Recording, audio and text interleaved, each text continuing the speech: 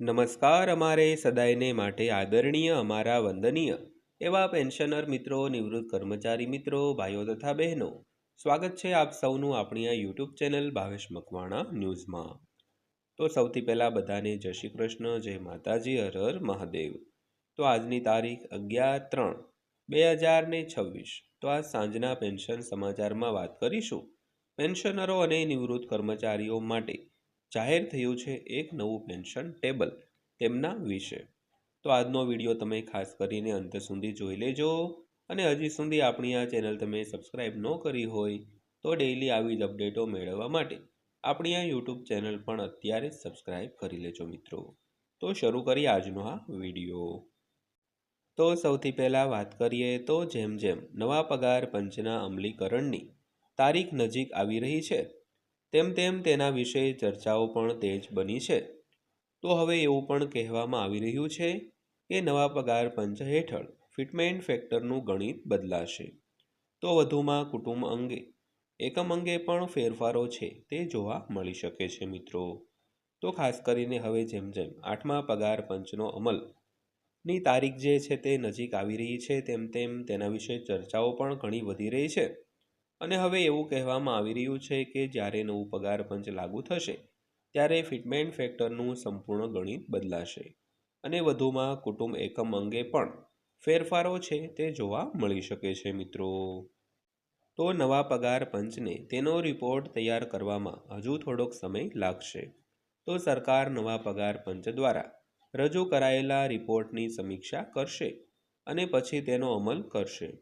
તો હાલમાં એવી અપેક્ષા રાખવામાં આવે છે કે નવું પગાર પંચ 2027ના મધ્ય સુધીમાં તેનો રિપોર્ટ રજૂ કરશે અને સરકાર તેને તાત્કાલિક અસરથી લાગુ પણ કરશે મિત્રો।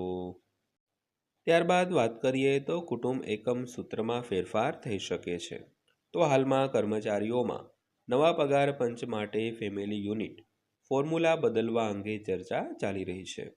તો કર્મચારી સંગઠનો માંગ કરી રહ્યા છે કે વર્તમાન પગાર આધાર 3 સભ્યોના પરિવારોમાં સુધારીને 5 સભ્યોના પરિવારોમાં ફેરવવામાં આવે। તો જો આ રીતે પગાર વધારી શકાય તો સમગ્ર ગણતરી બદલાઈ જશે અને મૂળ પગારમાં નોંધપાત્ર ઉછાળો શક્ય છે મિત્રો। ત્યારબાદ વાત કરીએ તો પગાર ગણતરી માટેના બધા માળખા બદલાઈ જશે।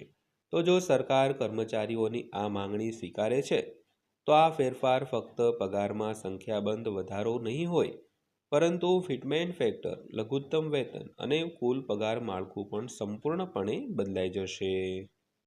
તો ત્યારબાદ વાત કરીએ તો જાણો શું છે ફેમિલી યુનિટની ફોર્મ્યુલા। તો હાલમાં કેન્દ્ર સરકારના કર્મચારીઓ માટે લઘુત્તમ પગાર કૌટુંબિક ખર્ચને આધારે નક્કી કરવામાં આવે છે।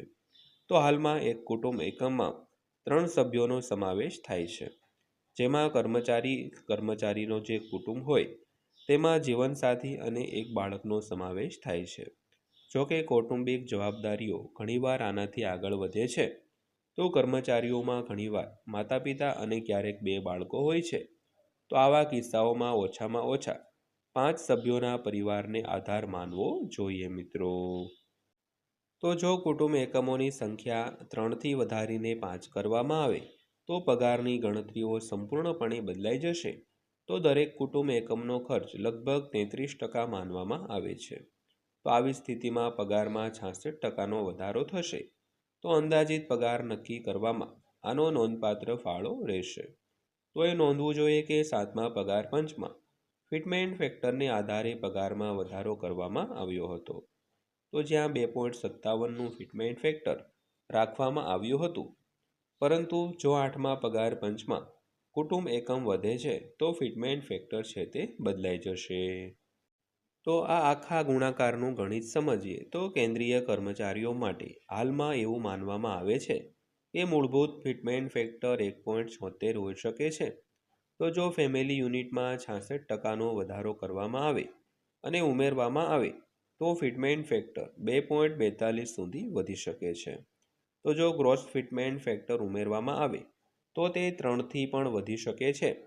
તો આવી સ્થિતિમાં આ ફિટમેન્ટ ફેક્ટર મુજબ 78,800 રૂપિયાના કર્મચારીનો મૂળ પગાર વધીને 1,38,688 રૂપિયા થઈ જશે।